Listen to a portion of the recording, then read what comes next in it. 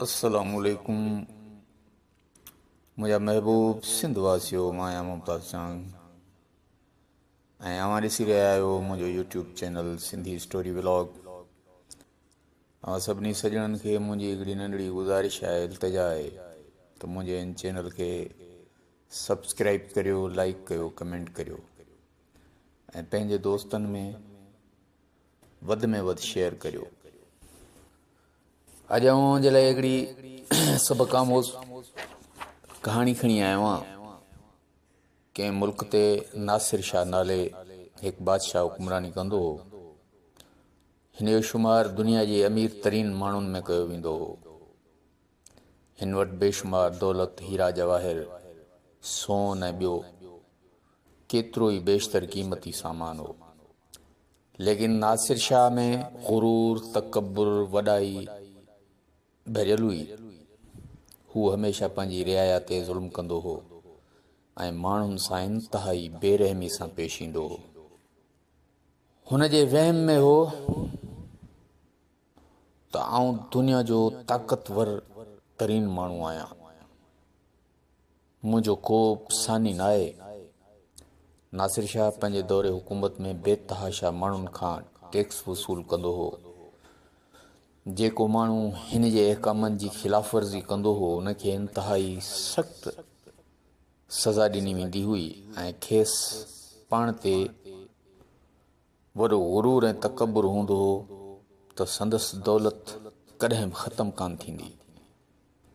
हिकु ॾींहुं हिकु दरवेश हिन जी दरबार में आयो ऐं हिन खे चयो, बादशाह सलामत, तूं पंहिंजी बादशाहत ऐं ताक़त ते गुरूर थो करीं, लेकिन इहो यादि रख त इहो सभु कुझु आर्ज़ी आहे।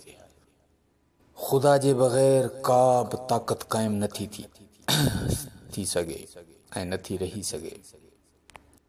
तोखे पाण मां गुरूर कढणो पवंदो ऐं पंहिंजी रियायत ते ज़ुल्म जबर ख़तमु करणो पवंदो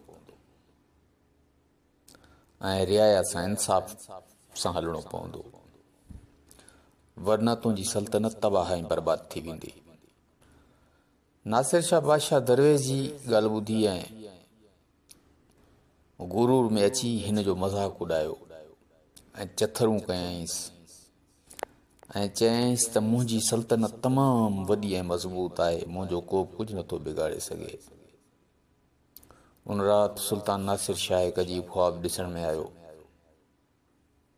सुल्तान नासिर शाह खे हिकु अजीब ख्वाब ॾिसण में आयो। हिन ॾिठो त हिकु तमामु वॾो ऐं आलीशान महल आहे जेको बेशुमार दौलत, हीरनि जवाहरनि, सोन सां भरियल आहे ऐं ही तख़्त ते बराजमान आहे।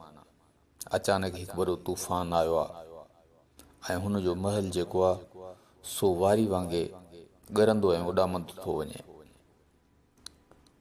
ऐं ही महल खे ईअं ॻरंदे ऐं उॾामंदे ॾिसी बुत बणियो बीठो आहे। जॾहिं सॼो महल ॻरी तबाह थी वियो त हिन ॾिठो, मां हिकु वीरान सहरा में बीठो आहियां। ईअं अचानक ही निंड मां भड़की ॾेई उथियो त हिन जी दिलि तेज़ धड़की रही हुई ऐं परेशान थी सोचणु लॻो त आख़िर हिन ख्वाब जो कहिड़ो मतिलबु आहे। थोरी देरि खां पोइ वरी पुरसुकून थी वियो ऐं वरी गुरूर में अची वियो ऐं ख्वाब खे अहमियत ॾियण बजाए वरी पंहिंजी बादशाहत में मसरूफ़ थी वियो। चंद ॾींहं गुज़रण खां पोइ वरी साॻियो दरवेश दरबार में हाज़ुर थियो ऐं नासिर शाह खे चयईं त सुल्तान मुअज़्ज़िम, ख्वाब जी ताबीर इहा आहे त बादशाह सलामत, अगरि तूं पाण खे तब्दील न कयो त तुंहिंजी बादशाहत बि उन महल वांगुरु रेत थी उॾामी वेंदी ऐं तुंहिंजे गुरूर ऐं तकब्बुर जे करे अलाह जो अज़ाब अची सघे थो। बादशाह सलामत वरी दरवेश जी ॻाल्हि खे नज़रअंदाज़ करे छॾियो ऐं पंहिंजी ज़िंदगी साॻी तरीक़े सां हलंदे गुज़ारणु लॻो। कुझु अरसे खां पोइ संदसि बादशाही में ॾुकार अची वियो। बारिश वसणु बंदि थी वई।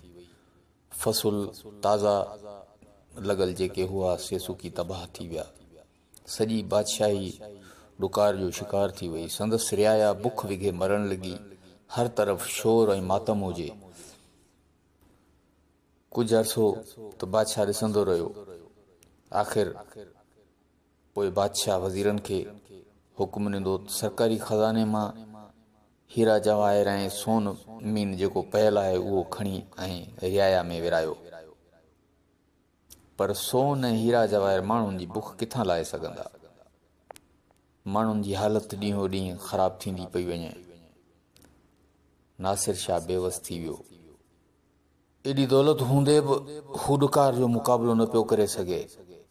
हुन पंहिंजी वॾाई खे चंद ॾींहंनि में घटि करे छॾियो ऐं उन दरवेश खे दरबार में वापसि घुरायो ऐं चयो तूं सचो ऐं फ़क़ीर साईं, पर हाणे हल ॿुधाए, मुंहिंजी रियाया बुख विगे काफ़ी मरी चुकी आहे ऐं मरी रही आहे। मां छा करियां, मूंखे हल ॿुधाए। दरवेश विराणियो गुरूर तकब्बुर वॾाई सभु कुझु छॾ। अल्लाह जी ज़ात वॾी अरहम और राहिमीन आहे। सची दिलि सां मुआफ़ी वठ ऐं अल्लाह जी ज़ात बेशक ॿुधण वारी ज़ात आहे ऐं तूं पंहिंजी क़ौम सां इंसाफ़ कर। सुल्तान नासिर शाह रोई अल्लाह जे दर माफ़ी वरिती। अल्लाह जी बारगाह में सजदारेज़ थी वियो। अल्लाह खे विरहम अची वियो ऐं चंद ॾींहंनि में संदसि रियाया पुरसुकून थी वई ऐं आख़िर ही बादशाह सगुरो पंहिंजी रियाया सां इंसाफ़ सां हलणु लॻो ऐं आईंदा गुरूर तकब्बुर वॾाई खां तौबा ताइब थी वियो। कीअं लॻी कहाणी अॼोकी दोस्तो? उमेद आहे कि पसंदि आई हूंदी। सो बराए महिरबानी मुंहिंजे इन चैनल खे लाइक कयो, कमेंट कयो, सब्सक्राइब कयो ऐं पंहिंजे दोस्तनि में वधि शेयर कयो। ऐं आऊं खणी अचां अव्हां जे लाइ बहितरीन में बहितरीन कहाणियूं। ईंदड़ कहाणी ताईं सदाईं गॾु अल्लाह निगहबान। दुआउनि में यादि रखिजो।